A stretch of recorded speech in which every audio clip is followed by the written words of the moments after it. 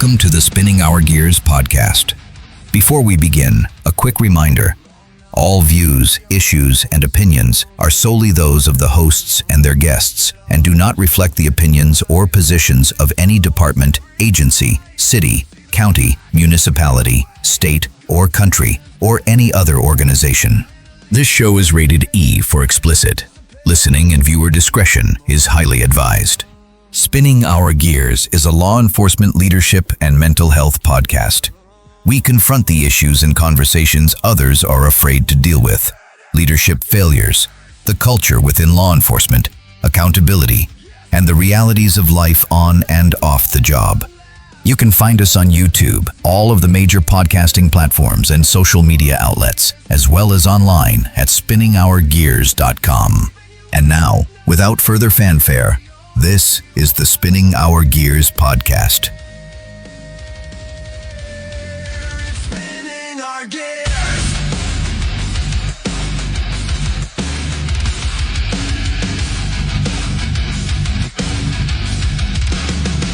Admin talks and broken plans, doing the best that we can. Jokes on shift, truth off mic, trying to live a normal life. Mental health ain't weakness, no, it's the stuff we learn as we go. Say it out loud, make it clear, this job don't own us here. So tune it in, don't disappear when it all gets heavy here. Real talk, real voices clear, spinning our gears, podcast is here.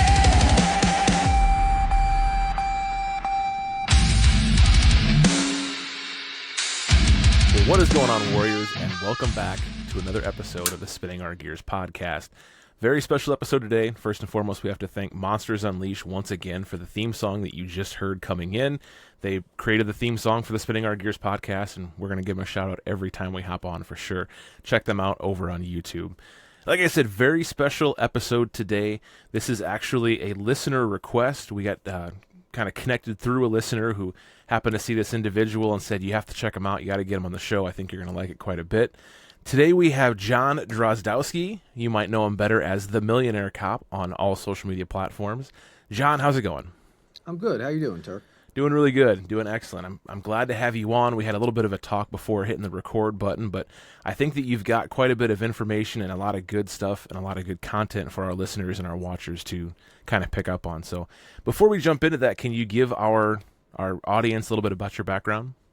Yeah, background for me is fairly simple. I grew up in Philadelphia, big city, and family, played sports, video games, grew up, just pretty much like everybody else would. And what happened was I wanted to be a Marine right out of high school. Mom and Dad said, can't do that. Went to college, wound up playing baseball in college. And once I got done college, it was kind of like, well, what am I going to do with my life now? And I decided to go in the corporate world to try to give that. Figured I had a degree now. Let me try to use that to my advantage. And after a couple of years, I didn't really like it. So then I kind of went back and said to myself, well, what do I want to do? And the Marines was pretty much out of it because I just wasn't willing to give up my freedom at that point. And Sure. I knew what it took to do all that. And I wanted to stay home. And I decided being a police officer was the next best step. And that's what I did. And so you jumped in. What year did you get into law enforcement? So that was 2017. Okay, I started in law enforcement. So been in it for a little over 9 years now, almost 10. You said that you started off over in Philadelphia. What was the academy process like for you? Oh, wait. Let's back up on that. It wasn't 2017. It was 2011. Ah! My date's messed up. Gotcha. So, it's starting to be one of those things. So, yeah, 2011 I started. And so then I went through the academy. So your question was, how did that process pan out for me? Mm-hmm. It actually didn't pan out that well for me. Okay. During 2011 was kind of the hiring freeze as far as all federal, state, and local agencies Gotcha. around that, because they had, the nice crashes and economy wasn't doing so well. So I applied to a lot of different places. And Philadelphia was obviously one of them. I mean, I applied to New York, L.A., you name it. I applied, states. New Jersey State Troopers was one of them, I remember. And I went through the process on a lot of them. It's a rough process because some agencies, they like you, some agencies, they don't. Then you go through the backgrounds and you pass one, but you don't pass the other. And you kind of like scratch your head and you go like, that doesn't make any sense. I should be passing all of them, not just certain Right. ones. And it was a headache. And what happened was I got denied a lot. And then, and this takes like a year, it's not like, next week if you're going to be accepted or not. It takes like almost a full year to get done through everything. And finally, Philadelphia, where I happen to live, turned out to be the one that said yes first. You start the academy in a couple of weeks, and that's kind of where I started. Yeah, just drop everything and here we go. Yeah. I think what so many people forget, especially the newer hires and newer officers, is that back in the early 2000s, especially after the September 11th incident that took place, there were hundreds upon hundreds of applicants each time you would apply for one position at a department, and you're fighting those 100 guys. So you didn't know why you wouldn't pass a background somewhere else because they wouldn't tell you. And it would be very, very deflating. So the fact that you were able to get hired on with a larger agency, the fact that you pushed through that is very, very cool. You went to the academy in 2011 or 2012? 2011. Okay. And how long was your academy? Kind of background, everyone likes to hear different states, different areas. It was about 9 months, Okay. if I recall correctly. About 9 months. It was a long process. And then how about the FTO program after that? So Philadelphia, this was, back in the day. I believe they changed it now. We didn't have an FTO program. Oh, really? Yeah, we went on the street and we did, walk around, or once in a blue moon you got in a car with a veteran officer. But for the most part, they just threw you out there with like one of your rookie partners. Here you go, walk around, do your thing. So we walked for a good amount of time, probably for 9 months. And then after your 9 months, when I guess you're off probation at that point, and they declare that you're fit to do the job, then they send you off to the district of where your permanent assignment is going to be. Okay. I can't imagine what summers and winters are like walking in Philadelphia. That's got to be insane. Yeah, it was. I remember one of the coldest days, there was a fire, and I looked at one of the cops, and like those fluffy, I call them Russian hats. I don't even know what you call them. Yes. You put them on. I don't like the way they look, but I saw one of the cops there, and I looked at him. He's like, "Man, you're freezing." I said, "Yeah, I am freezing." And he's like, "My ears are sweating right now." So next day I went and got one, and I start wearing it during the winters. I'm like, "Listen, you may not like the way it looks, but kept me warm." Gets the job done for sure. It'd be rough, yeah. So we have this career that starts off in 2011. Obviously, you said you're still currently with an agency. Where did this mindset start to take place where you decided you needed to start taking on the financial side of things? So the mindset started a little bit before, right after college. Wound up getting a job in the corporate world. Did that for a few years until I was actually laid off. Okay. And it sounds weird, but every time I talk about a new experience in my life, how people always they go back and say, "Hey, this was the worst part of my life. A tragic event happened," and 6 months later, you look back on it and you say, "Hey, it turned out to be one of the best things that ever happened to me on a certain aspect." And Dad came down with lung cancer. So then I was laid off. He came down with lung cancer. I was able to take him to all his treatments. So I'm there taking him his treatments for his chemo and his radiation. I'm sitting there in a doctor's waiting office pretty much, 3-4 times a week. And I'm watching CNBC on the TV. And I'm like scratching my head. I'm like, well, if these guys could do it, why can't I do it? And I'm just watching it. So then like a week into it, I bring my laptop and I'm watching CNBC. And I didn't have much money at the time. And I'm just buying, trading, trying to get in the stock market a little bit, see what it's all about. Mm-hmm. I wasn't that great at it in the beginning, but it piqued my interest. And before you know it, I kind of got addicted to it and just saying to myself, I'm not really even working and I could still make money somehow. Mm-hmm. So then during the whole process of trying to become a police officer, I'm still, into the whole stock market game. And I became a police officer, and it kind of amplified. I went from pretty much making no money investing in the stock market, becoming a police officer, taking all my overtime. And I was one of those dudes that was like, if that phone rang, I'm taking it. Sure. I worked like 1,300 hours overtime a year. God dang. Yeah, there was days I hardly even slept. Or Right. if I went home, I took a shower and I went right back to work. Mm-hmm. And I had that luxury in a place in Philadelphia where they just need somebody to fill that spot. Yeah. I'm not saying they didn't care about you, but it was kind of like, hey, we on the books, we know you worked for 24 hours, but we still need somebody. You want to do it? Sure. So all that overtime, I just went and I winded up just invested in the stock market, and kept on going from there. So that amplified everything for me. Sure. Kind of a blank check going on there. But I think you hit a key point there. We've talked about the burnout and working too many hours and how that can create a dangerous situation. But you were at a department that kind of had a blank check and just, hey, go for it and have at it. Yeah. Yeah. So I imagine that most of the big cities do it the same way. I mean, you look at a place like New York City, there's no way that they can have overtime that is just unlimited for these people. Same thing, like you go to court, you lock people up, you go to court. There's no way that they can't pay you overtime for it. So yeah, it was pretty much a blank check. As long as you're willing to work the time, they're going to pay you for it. Now, some of the things that I started picking up with your pages, made me kind of chuckle at first, because it was almost the things that you want to tell the rookie, that you want to grab them and shake them by the shoulders and go, don't make these mistakes. But it's coming from a place of experience here. And then, watching and listening further, this stuff absolutely kind of plays into all officers from rookie on to 25-year vet. What are some of the things that you really started to notice either in your career or in the guys around you? Yeah, so I lucked out early in my career. Like I said, there's a lot of people on this job that will, we call them overtime whores. It happens all the time. So early on, we worked a lot. And I was fortunate enough that I took that overtime money and I invested it. But what I see is most of the overtime guys, and especially the guys that I was working overtime with, and if they had 15 years on the job and they're working just as much as overtime as I am, and I'm looking at them, I'm going like, well, I know I don't sleep that much, but I don't have a kid. I don't have a wife at this time.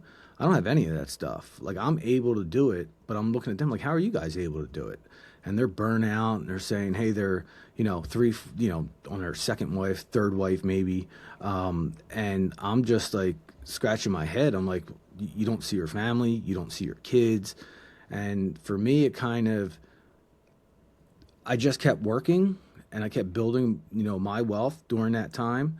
And then it became a point where it was like, I made all the right moves in the beginning and not towards the end. And when I talk to all the retired guys now that just retire, hold on one second. John, you got to go upstairs, okay?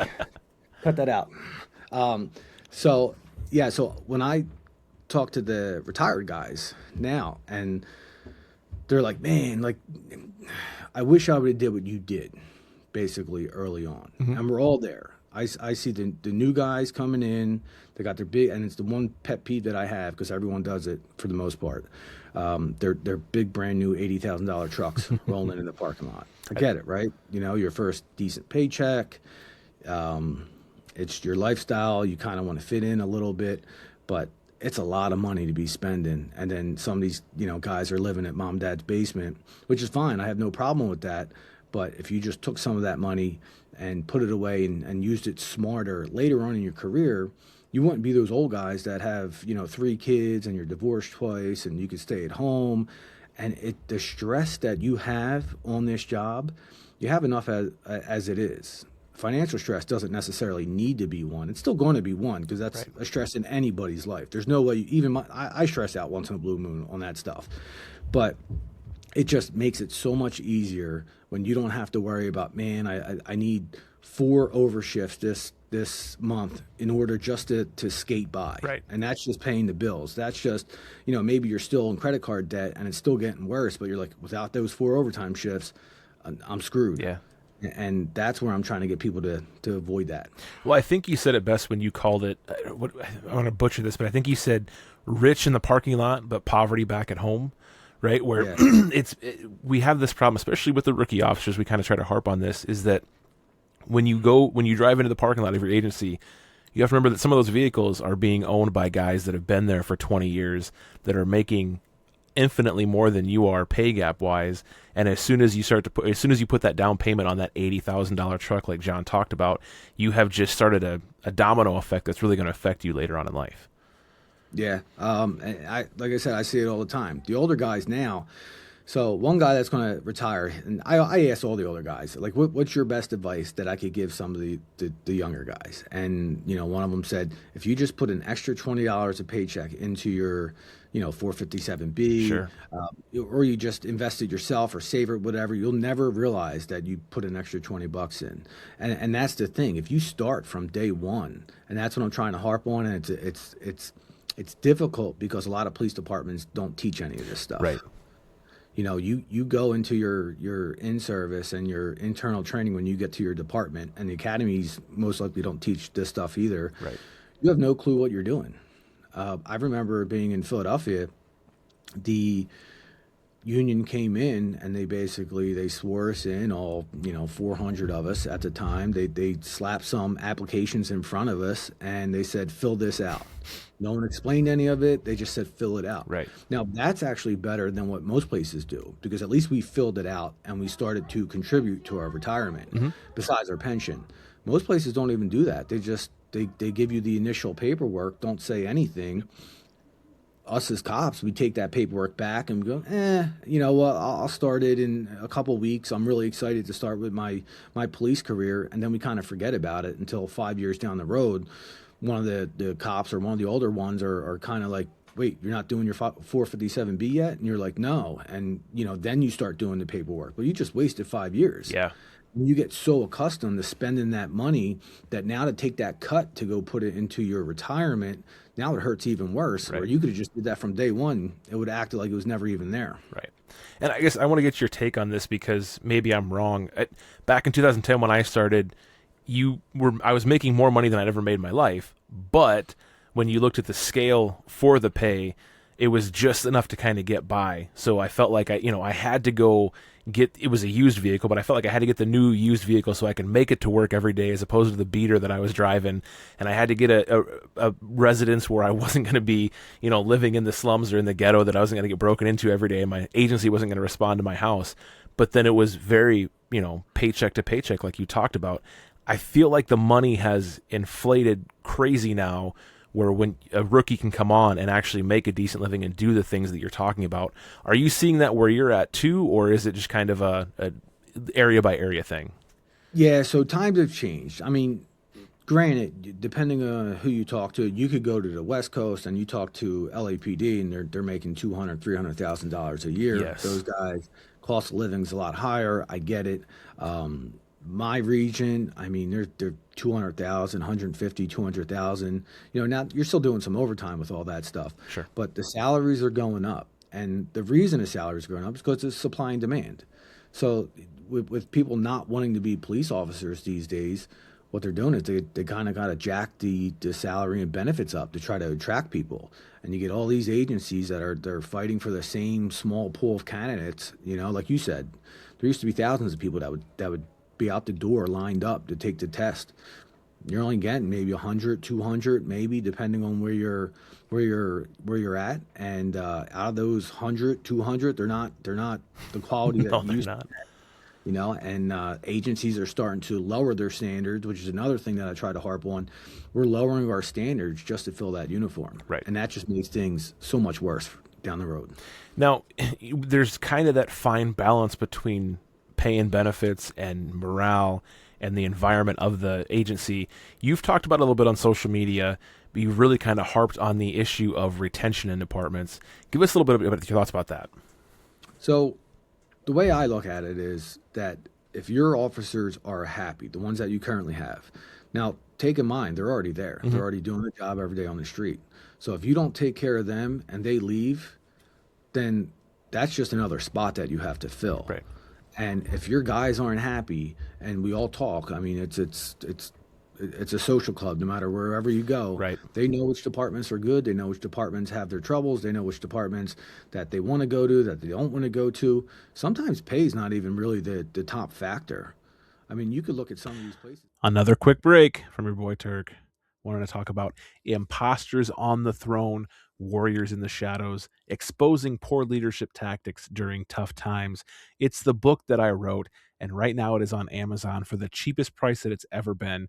This promotion is going to be ending here soon, so I highly suggest you hop on Amazon, buy the book now, because prices are going to be going up. But Book 2 is currently in the works. So you got to get yourself this thing, read it, and get prepared for book 2. It's coming your way sooner rather than later. I got a life, a lot of things going on. It will be done soon, though, I promise. All right. Hey, yeah, that's it. Back to the show. I mean, you could look at some of these places and you're like, wow, they're paying $200,000. I did some videos in California where these guys are paying like $250,000, close to, base salary. But then you start looking into it. Well, why are they paying so much? Well, because they have to, because they have so many issues that they can't attract good candidates. Right. So it's not always the salary, but if you could retain your officers and the departments that I'm talking to that, I said, well, you're fully staffed. How come? But you're only like 10th in pay. Well, because they got a lot of other stuff going on in the department that people enjoy being there. Right. So, kind of a double-edged sword, I guess. And again, correct me if you feel like I'm wrong. When I look at this and I see what's taking place when cities and counties are trying to retain these officers, is they'll give them that pay bump, they'll give them that hiring bonus, some of those things right now in the immediate what's taking place. I feel like that's going to have repercussions in the next 3, 5, 10 years for when these officers are going back trying to negotiate their contracts, where they're probably not going to get the same pay bumps that they're getting right now because the city manager is going to say, I just paid you guys 3 years ago. Why are you wanting more? What are your thoughts on that situation and that ordeal? Yeah, so it's a industry problem that the country has, right? Not enough people want to be cops anymore. I think the younger generation is starting to figure out that they have other opportunities other than being a cop. Now, I've always said being a cop was cool for me, and that's why I wanted to do it. Mm-hmm. And it wasn't about the money. It wasn't about, there's a lot of things that I didn't know about the job. I didn't know the schedule could be so crazy. I knew I'd see some horrible stuff here and there, but I didn't know the effects that would have on myself. I didn't know the effects that would have on my family.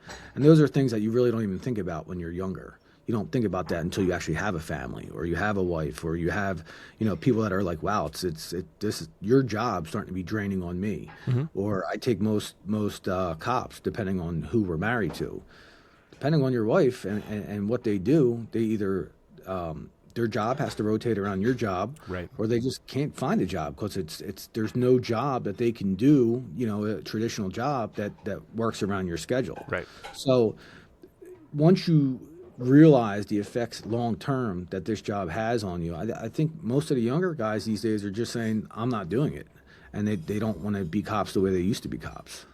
So how do we fix that problem? How do we fix obviously there's what we've been talking about, the 3 to 5 year cop, where it seems like if they get past that 5 years, you're going to have them long term, but so many are only sticking around for that 3 to 5 years before they hit the ejection seat and take off. How do we fix that problem? Is it pay? Is it benefits? Is it morale? Is it all three?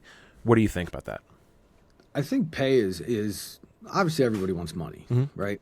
I don't know if it's the most important out of the three. I think morale is cool.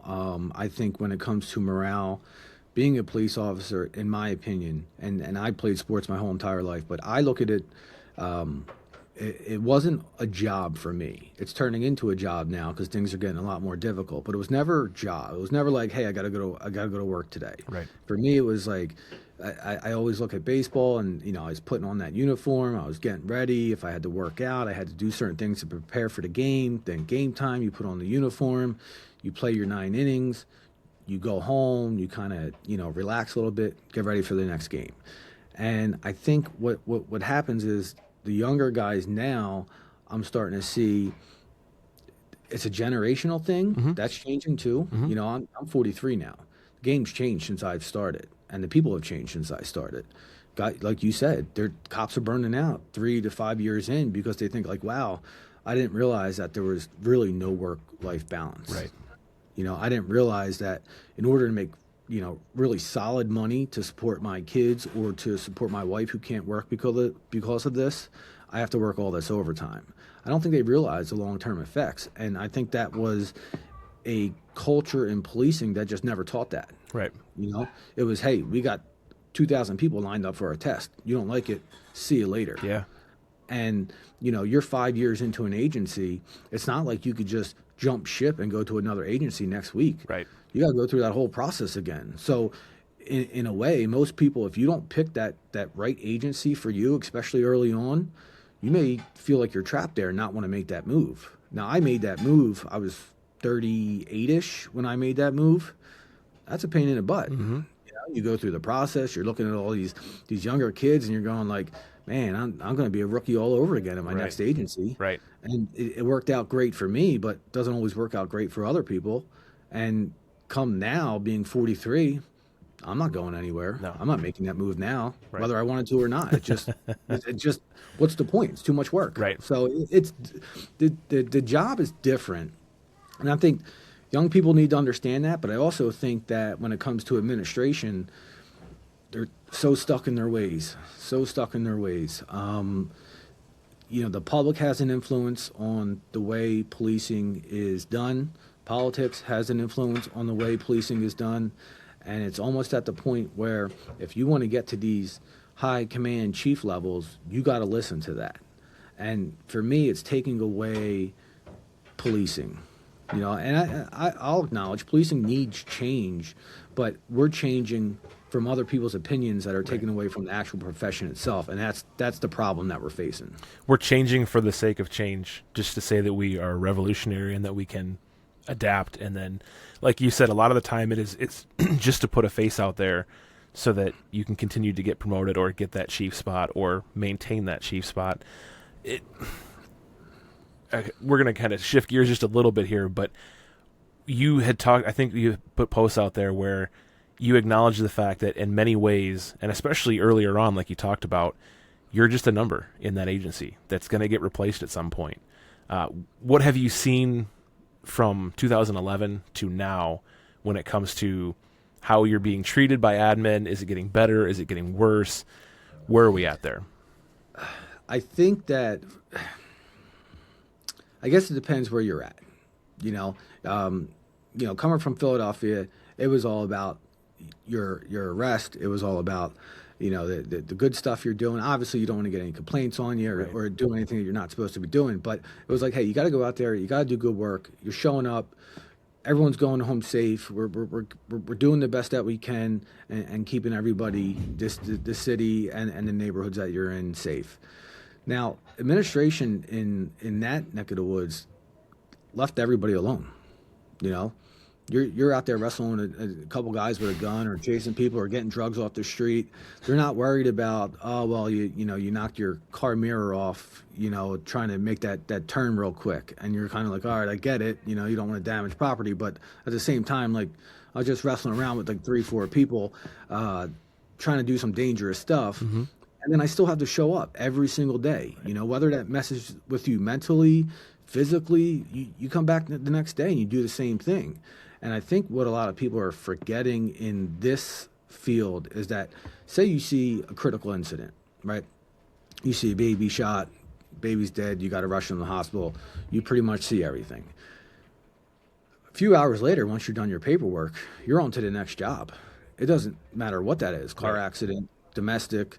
Like, administration and departments think that you should forget that right away and go on to the next job. And they think that you should be okay and you can't let that affect you. And I've seen what it does, especially to the officers in Philadelphia that I've worked with that did it for 20 plus years. I was lucky enough where I only did it for 6 years. I've seen a lot of stuff, but I didn't see a lot of stuff for 20 years. Yeah. Imagine what that would have did to my head compared to where I'm at now. Yeah. So I see the effects, and that's kind of where I'm at now with the mental health aspect, is that, yes, mental health is changing, right? More departments are starting to do a little bit more and more. But I think overall, we're just forgetting about it still, or we're just checking a box on that, oh, we have a mental health program. All right, well, does anyone know how to use it? Does anyone know how to call? I mean, I know that we have things, but I've never heard anyone use it. I was in Philadelphia with 6,000 cops. No one ever used it. We didn't know what number. We'd have to ask somebody, hey, what's the number to XYZ? And then they'd have to look it up. No one uses any of this stuff. Right. And that could be a cop problem too, but I think it's more of a department problem where they just kept it there to check the box saying they have something, but just act like it never happened, and then go to your next shift was the mentality. Yeah, I think where I was going to interject there is that a lot of these departments have the mental health programs, but there's not the follow through, and they keep emphasizing this, smash the stigma and putting hashtags out there about breaking the stigma, when I don't think there is a stigma anymore. We just need the follow through to get to that other side where we're taking care of our people. Back to the financial side of things. You've been in the game for a long time now. What are some things that you see, I guess mistakes maybe you see the younger officers make that the older officers are wiser about, that are they're kind of correcting those issues that really we should be trying to instill in the new guys? If we could get a program in the academy or in the FTO program where we could actually train them and get our hands on them that way. Yeah, so when I started what I'm doing and with my company, I started it to try to educate officers on financial literacy, right? Just to tell them, like, hey, if you guys take care of your money better, you make better decisions, and they don't have to be like life-changing decisions that are going to create. I'm not asking anyone to live broke. I'm just asking you to change a few things, Right, that it would make their long-term life so much better. And you could look all these things up. Like most people look at Dave Ramsey, right? Everyone loves Dave Ramsey. The advice he gives is great, but no one actually, I don't want to say nobody, but a lot of people don't actually listen to it. Right. And then when it comes to being a cop, we're stubborn. I get it. I get all these comments on my stuff now. Oh, leave the young kids alone. Let them spend their money any way they want. They only get to live once. And I'm like, yeah, I understand that. But me, I'm living better now than I ever would. I made more money investing than I ever would in the next 30 years being a police officer. So I'm telling myself, like, I'll let you guys live, but I'm teaching you guys how to live better than you would just on your police salary. Now, the officers that call me, the majority of them are like middle career or towards the end of career. And they say, hey, John, like, I'm screwed. I'm like 50 grand in debt plus. I hardly have anything saved. I haven't been putting much in my 457 at all. They're taking loans from it. They're all out of whack. And it's all spending issues. It's not that they don't make any money, because I'm like, hey, you just made 170 grand last year. Mm-hmm. Like, it's not that you not making the money, you're just spending it like an idiot. And to get them out of that debt hole, it takes a lot of work, and I tell them flat out, like, hey, listen, you got 10 years left. This is going to be a crash course, and I may be able to get you out of the hole or show you how to get you out of the hole, but they got to do the hard work. Right. And you made 20 years of mistakes at this age. Now you add kids and a family onto it. It's actually harder to get out of the hole because you still got to keep up with the bills. Yes. So then I start saying to myself, I'm doing all this damage control on the older officers, and that's fine because I'll help anyone that I can. But how do I get to the younger officers to try to prevent some of these things so I'm not doing as much damage control? And then I started asking police departments, like, hey, can we set up some programs, even if it's like internal service programs where, you just send them to me. Hey, I got 2 new guys that I hired this quarter. Can you just talk on them or whatever?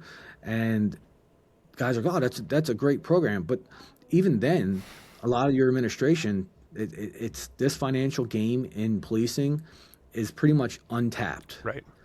And some places may say they have a few programs in place, but there's nothing really geared towards this.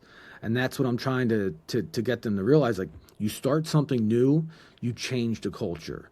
And you may not believe in it, and it's going to take a long time to change. But if you could get 1 or 2 guys early on in their careers to just know that, a good percentage to put in their 457B, or just the knowledge of, let me try to not do certain things or make certain mistakes that I've done in the past, then when you're 50, 60, you don't have guys on the street that are 65 years old working and still working overtime because they can't survive. So it is about getting to the younger guys. It's a rough sell, though. I mean, we're in policing. I mean, we change. If there was a public outcry for financial literacy in policing, or the politicians said it, it would happen tomorrow. But since there's no outcry for it, because no one cares about it for the most part, it's a slow change. But I'm willing to put the time in and try to see if that will work out in our benefit. I think one of the big problems that we face is that you have that rookie officer that comes on, and like you said, they usually don't have a family, they don't have kids or a wife, kind of running that single game. They understand they're working in a career field where they could die tomorrow or today even. So they want to spend that money when they make it. They also, again, going back to the parking lot, they go in, they see that the lieutenant's got this brand new truck, and they're talking about taking this vacation on his new boat, or going to the Bahamas, or doing whatever they're doing. And because police departments are so cliquey, they're very much like a high school with all the drama and the gossip, the new officers think that they have to kind of meet that level, right? We have to be the same as that person so we can get in with that group and we can continue on. But then, 5-10 years down the road, when you have that spouse and those kids, and all of a sudden you have those responsibilities, but you're still living like the rookie with the bills that you had, that's when the financial issues start, and when the crippling debt really starts to pile up on you. You moved all of this into your own company because of the success that you had. When and where did the company start? Where are you moving forward with that? And then kind of cover the social media side of things as well. Yeah, so I went from being a police officer for all these years. Now, technology in our field, it's almost non-existent. Some places they don't even have Word. I know, like back in the day in Philadelphia, we're using typewriters to do certain property receipts and all that stuff because you need the carbon copies behind it. So I was pretty much not into social media. I was technology. I fell off the map hard. I could use my cell phone and that was pretty much it. Look on the web, basic stuff. So for me to start the company, I started looking into everything. Now I got to do websites. Now I got to do social media. And I hate social media. I never enjoyed it. I've gotten a lot more comfortable with it now. But you kind of have to tell yourself, and it helped me being a cop, because if I roll in a scene, personally, I don't really care what anyone thinks about me. And I want people to like me. I want people to relate.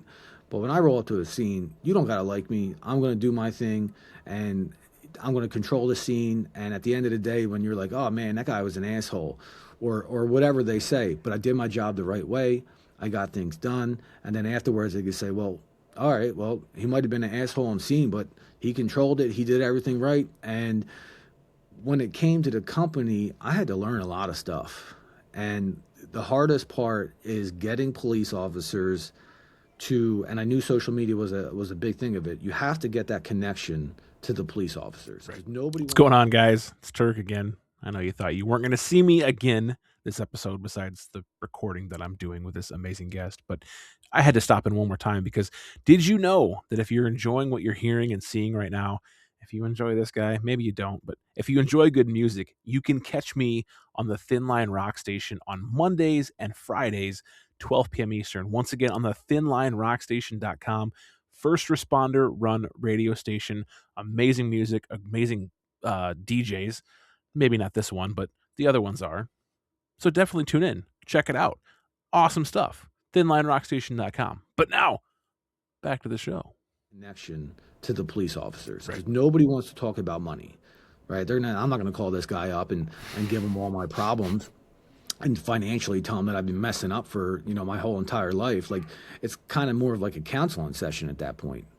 So I knew I had to get out there. I knew that when it came to policing, there's going to be a lot of people that I worked with that are going to be like, oh man, who is this? He's just going to be another social media dude, and look how it's going to turn out. And I just don't care. I had to tell myself, it's not about me. I have my money. The things that I charge for the services that I do, it's not really about the money. I have it. So if I really wanted to do nothing and just retire tomorrow and say, hey, I just want to stay home with my kids and do nothing, which I don't think I could do that because I always need something to do. Mm-hmm.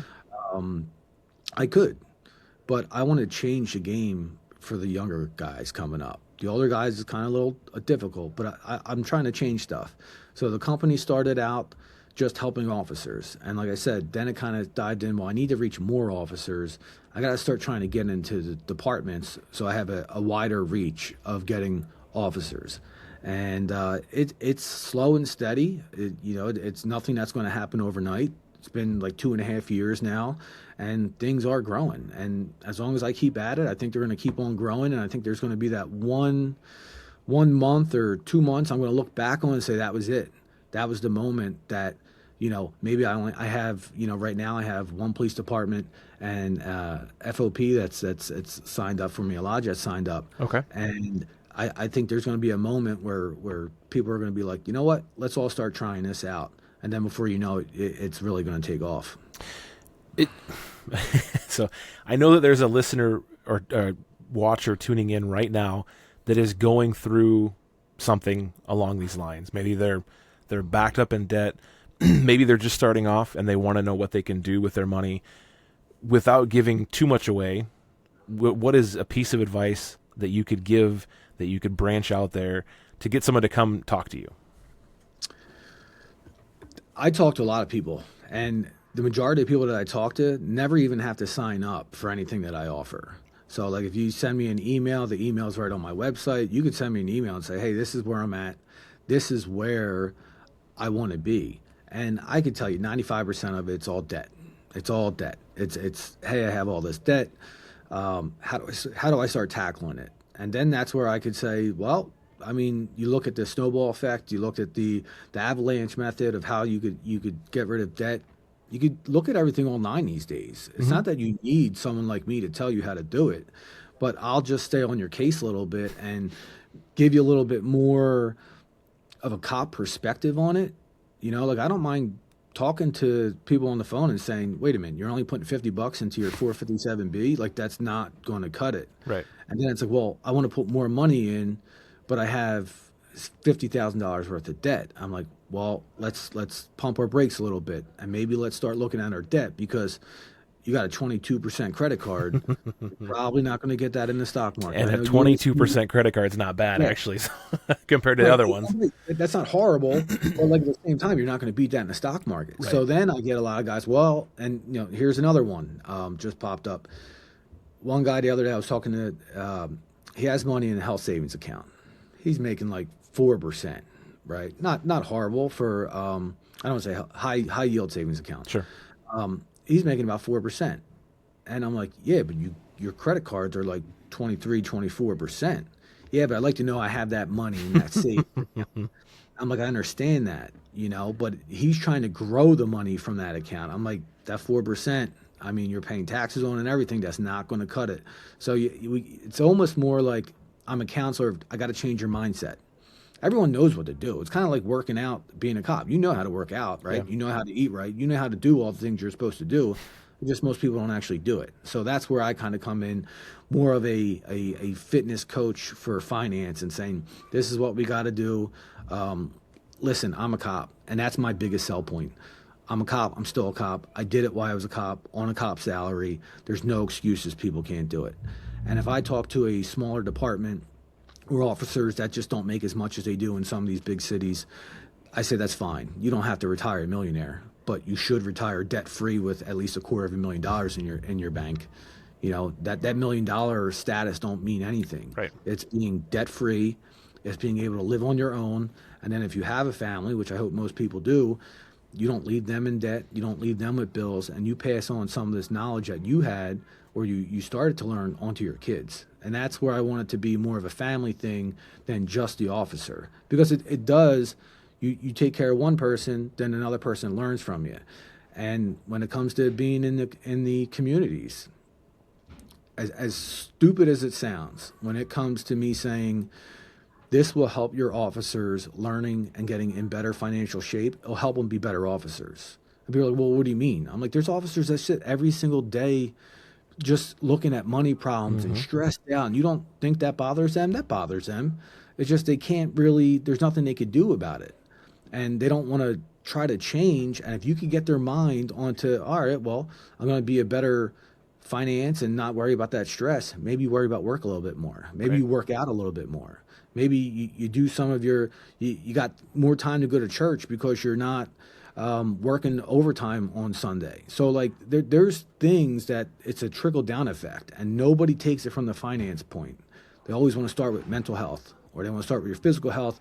I think physical health is probably the best way to go. You get yourself in shape, everything else trickles down. Sure. That's kind of hard though, and not everyone wants to be doing 150 crunches every single day to get in shape. Financially, this is so much easier. You come up with a game plan and you automate everything, and everything goes to Every time you get paid, savings account, checking account, investing account, it's a lot easier. So we just got to change the mindset when it comes to police departments and cops on this.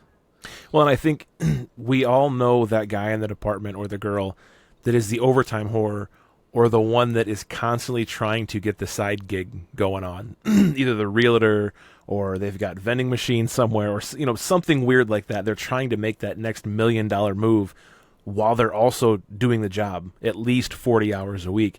And like you said, between the burnout and between the mindset and the physical and emotional and mental wellness, the product they're putting out there is not as good as it could be, because they're constantly worried about what they're doing once their shift ends, whether it be overtime or their side gig or whatever it may be, and not the time they're spending with their family. I think that we're getting kind of close to time here. Real knows real, and part of this podcast is the leadership side of things. I don't know if everyone's picked up on it yet, but John really has not been pushing his product this entire time. He's been willing to sit down and have a conversation with us, and he's even openly said, you don't have to sign up for any of his products. He's willing to give you this information to help you out and to help your family out, because he's a true leader, because he's looking out for the career field and for the person and for their families. I want to give you the opportunity now, though, John. How do people find you? What kind of services can you provide for them? Give them both the social media as well as the business, and we'll kind of go from there. So you can find, if you look up the Drozdowski Group, you can find me on the internet. If you want to look up social media, which most people, that's the easiest way to do it, it's the Millionaire Cop. Type it in. You could find me. You could like my videos. You could not like my videos. But if you have questions, I'm more than happy to answer them. If you're a police department looking for, hey, I want to bring a financial wellness program to my department, send me a message. I talk to plenty of chiefs that are interested or just want to learn a little bit more. Cops, I have... Not just cops. I mean, let's face it. I have a lot of first responders. I have people that just say, hey, I'm not a cop. Can you help me out? I'll help you out. I have no problem helping first responders out. I'll help anybody out. So for me, you can reach me on the website. Social media is easy. I will contact you as soon as I can. And the questions that you have, they could be anywhere. Try not to hit me with all the divorce questions. I get a lot of, I do. A lot of people say, hey, you have any divorce advice? And listen, I'm not a divorce lawyer. I don't know all that stuff. I want to get you out of debt. That's my number one goal, because your stress level just drops once you're financially free. And then when it comes to building wealth, I may not be able to help you with the, hey, pick this stock, pick this stock, pick this stock. But I could show you people, and I have resources that I could connect you with to start building your wealth from there. But there's no greater wealth killer than being in debt. And if you don't get rid of that, you're going to pass it on to your kids. Your kids are going to live like that. You have to change it for your family. So that's kind of where I'm at. And as far as police departments, I look at it as take pro sports players, right? They have all these classes. You look at an NBA player, and the first thing they do is they have financial literacy classes for all their new rookies to try to teach them how to not make these mistakes. Now, granted, most of them make the same mistakes, but at least they're trying to teach them, because they want to put the best product on the field and on the court at all times. Right. And if they put the best product on there, more people would watch. Same thing with police. And you give police officers the tools that they need, and you create the best police officer that you can, you're going to get the best product on the street. And the best product is going to give you, the department, the best community. It's going to give you a safe community. And then you talk about community outreach and all these community work programs they have. Well, if your cops are happy and they're thriving, not just surviving, and that's one of my other big things, we're taught to survive shift by shift. You start teaching us to thrive, it's going to make a big difference in your community as well. Amen to that, brother. It is the Millionaire Cop on Facebook, Instagram, and TikTok, correct? Oh, I have it's a lot. I have, I'm on YouTube as well. So okay. Yeah. And then it's the Drozdowskigroup.org, right? .com. .com. Okay. If you need my email, it's jd@thedrozdowskigroup.com. I know it's a long one, but it's kind of simple once you get that. And social media is the easiest. You could contact me on there too. I think he said it best. If you get your financials in order and you can get your officers, if you are a leader, to get their financials in order, the product that you are going to get at the end of the day is going to be 1,000,000 times better.